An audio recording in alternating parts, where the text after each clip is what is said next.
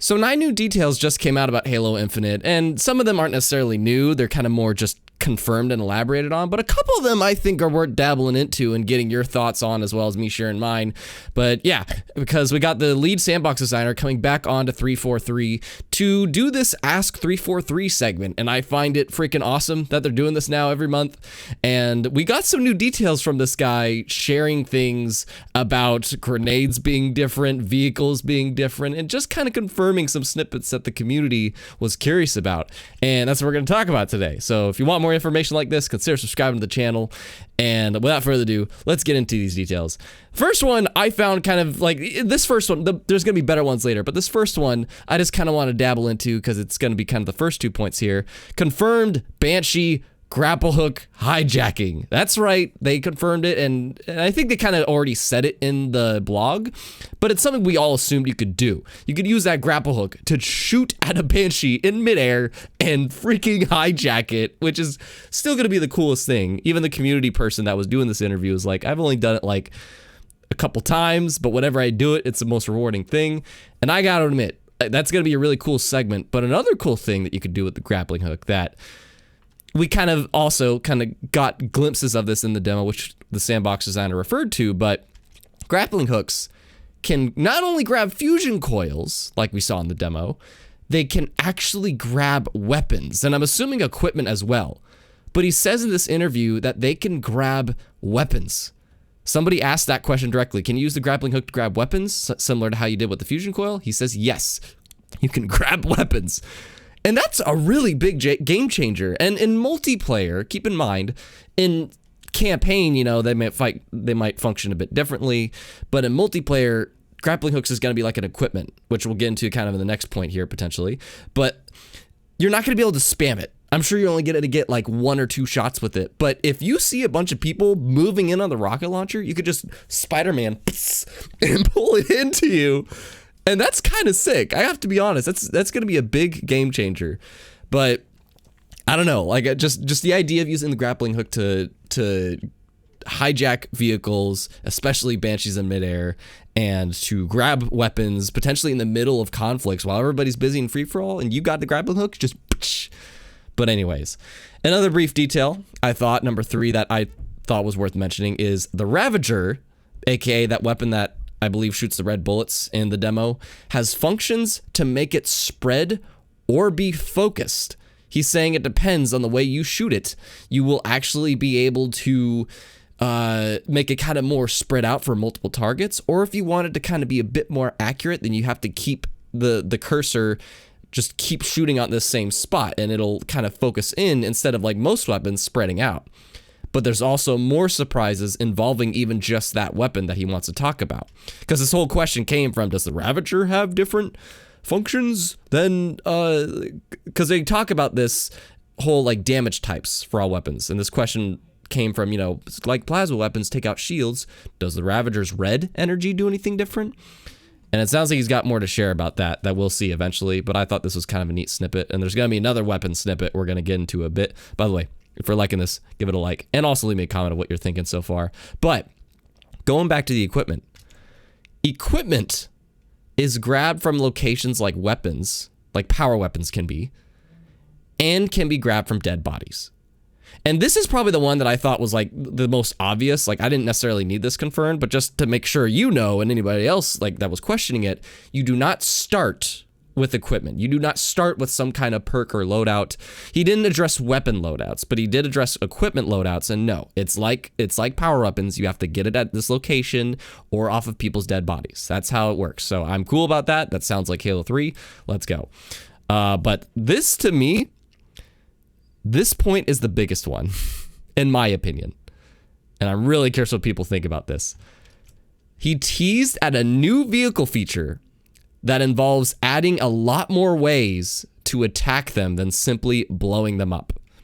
And where this came from is somebody noticed, you know, a lot of people have noticed that when you shoot a wheel in the July demo, the wheel popped off. That's where this question came from. The wheel popped off, and people were like, is that something that we could expect with a lot of vehicles in this game? And he's like, yeah, that's just a little snippet, and there's a lot more. There's this feature that I can't talk about yet, But just to give you a little tease, you could expect there being so many different ways to attack vehicles now, instead of just, you know, they have health, and when they're out of health, they blow up.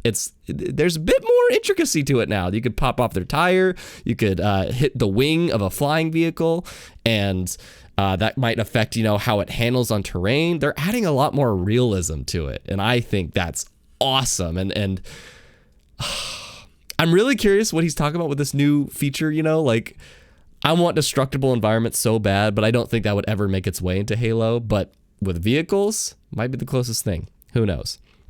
This is the second thing to me, in my opinion. That was the biggest point that I find so cool. And I'm just going to read it verbatim. Spike grenades have blades.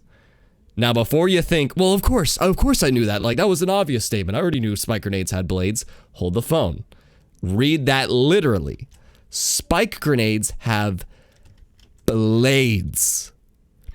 When you throw spike grenades in this game, it does damage upon impact. Not when it blows up, because, you know, that sticking has been a thing forever. You know, you could do it with the plasma, you could do that with flames, you could do that with spike grenade, whatever. You could always stick people. But spike grenades actually have, like, they have sharp things coming out of it. So they're saying when you throw spike grenades specifically, they want to like actually stick into the target and damage them. So if the target's really low on health or doesn't have much health, like a grunt, he used a grunt for example, it will actually kill the grunt because it's weak. And then the grenade hasn't even gone off yet, but it'll blow up and release the shrapnel to hit surrounding targets. I find that little detail so neat, and there's going to be another thing we're going to get into that this is an example of the whole, like, we want to make weapons feel really unique and have these certain damage things about them. And there's certain things that this Lead Sandbox Designer favors about previous Halos that kind of hints at this idea. But this little detail, spike grenades have blades, it's just one of many examples I'm assuming is going to happen. But this one here, there will be a new weapon that will fill the role of the legacy shotgun. And there's a lot of people that might find this a little bit controversial, and the next topic will get into this a bit more.